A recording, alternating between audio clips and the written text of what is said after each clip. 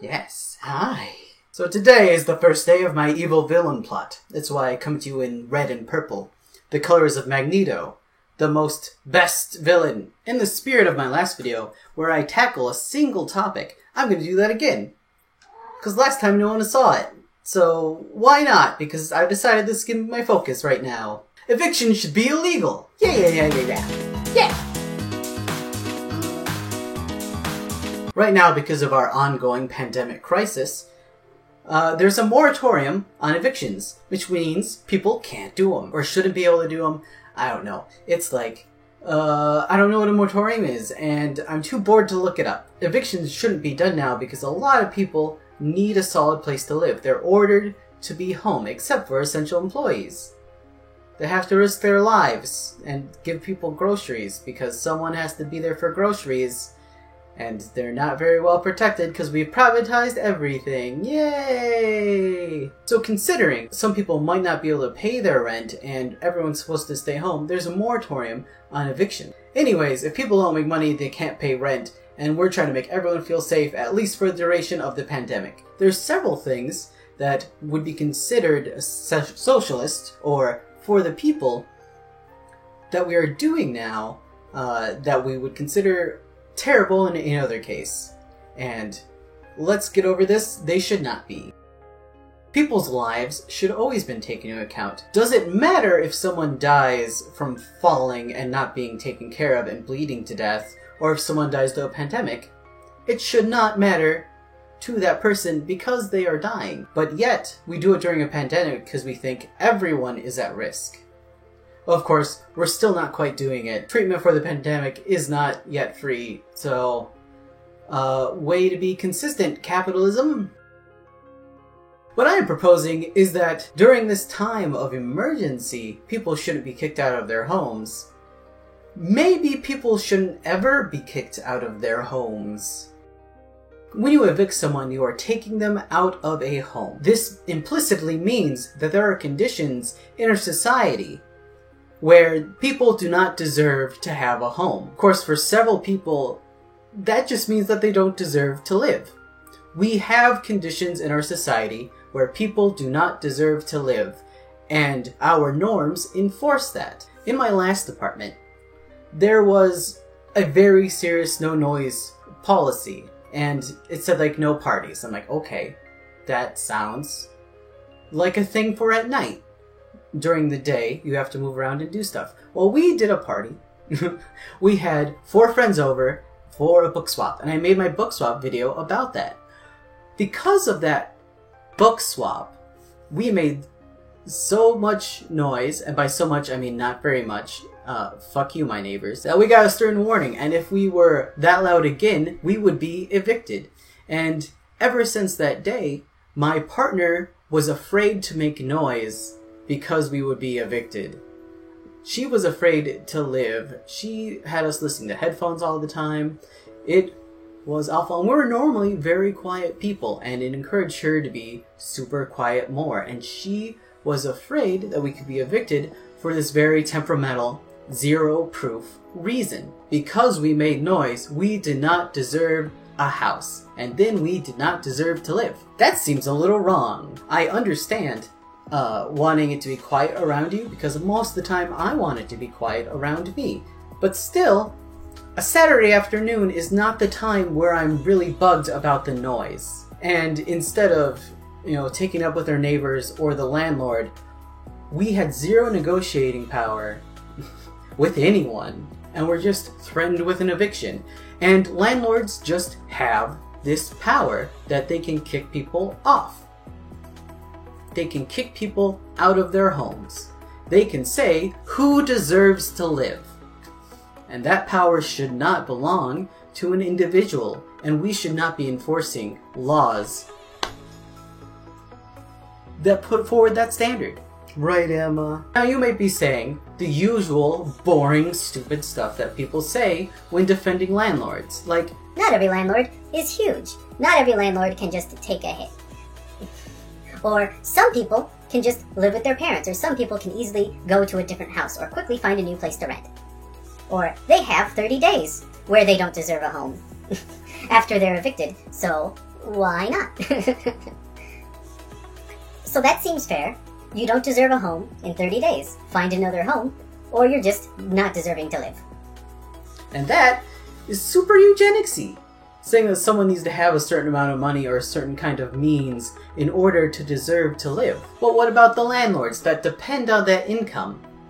That income from their not a job. Thought Slime's gone over this, and I'm going to give you a link to Thought Slime's video. If you want to argue about landlords and how good they might be or how they deserve a cut of whatever, then feel free to go to Thought Slime's video, where he talks about all of those fun, weird, dumb landlord myths. Or you can go to my video about why small businesses shouldn't be used as a shield for corporations. And you can just use your brain and apply it to, oh, if this is about...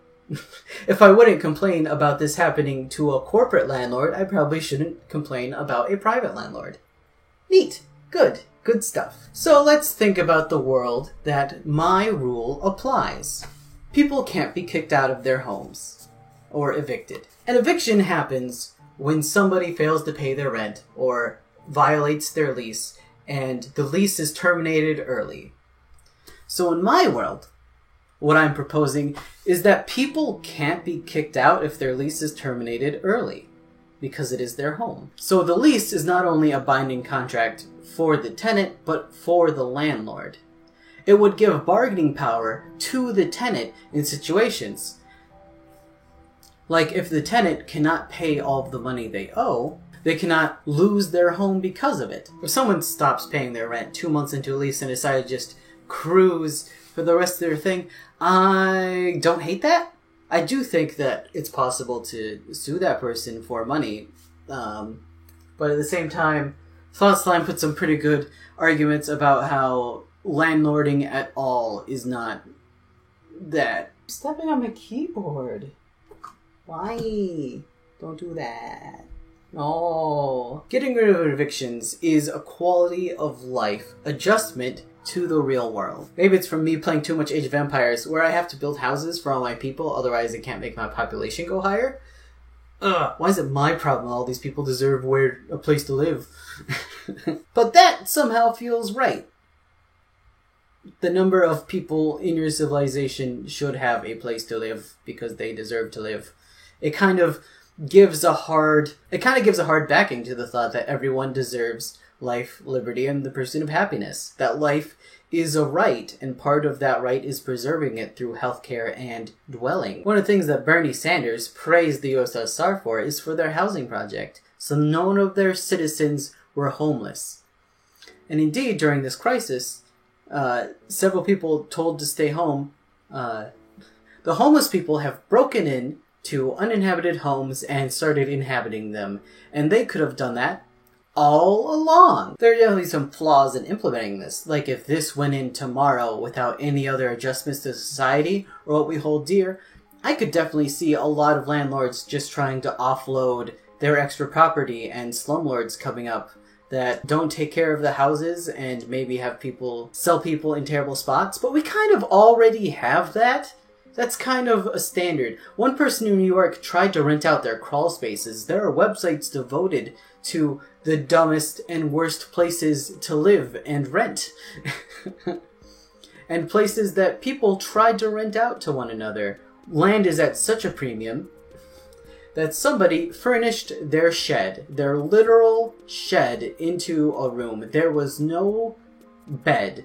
There was a toilet that did not work and a sink. And they tried to rent that out to people for 1,000 whatever fictional money England uses a month. Which is ridiculous and high. And I've never paid $1,000 a month to live anywhere. Rent was never that high for me. It got close. But with roommates, I was able to pay that down. But I definitely could not have enough roommates to make a shed probably the size of this room, or smaller, work for a place to live. One point out brought up in Low Society by Angie Speaks. When you buy a hamster, it is suggested that there be enough space for the hamster to live. because it is documented if enough hamsters live in a smaller cage, then they go a little bit bonkers and they're irritable and angry and violent and lash out at one another. There are guidelines for how big to make your hamster cage so that they don't go through little hamster cabin fever. But we don't apply that same rule and logic to humans. We don't apply like, why does anyone live in a house this small? We do start to do that. There are rules for how big a house can be, how close to the street, how close to one building another building should be, because there are fires and safety hazards that are happened. And historically, there have been people that tried to rent apartments that are squeezed in between buildings and with 3 feet apart for space, which you could kind of live in, but it is crazy and now illegal. So it's not like we don't do this already, but we only do this when we have to and when we're threatened with fire. Which maybe we should take people's well-being in consideration before letting these laws exist just because they've always existed. Evictions should be illegal as a part of an altogether revamp of our laws that take the quality of life and safety of our citizens in consideration. Maybe people shouldn't be charged at all for a living, but hey, don't get too crazy there. We still have an economy. It's not like a couple tweaks to our economy would make everyone safer and make our lives better. The economy's gotta make money. Hi, I'm Ray Richards, the Sugar Ray. This is Thought Ray. Thank you for watching the whole thing. I would love to hear your objections, further arguments, whatever in the comments, or praise and adulation for whatever the hell I do here. I also write fiction. I have it on my Patreon. Patreon is split between fun shtick with videos and my writing. These are a couple of the covers of the short stories that I'll be selling face to face with people if I ever get out of the house, and which might happen sooner than later, and if it happens sooner I am staying in my house and making more. Thank you to the patrons that joined and then went off, and then the ones that are currently joined again. You are wonderful and magnificent. Feel free to follow my Patreon. There will be links to everything I do for free, and you don't have to pay to follow along and participate if you would like.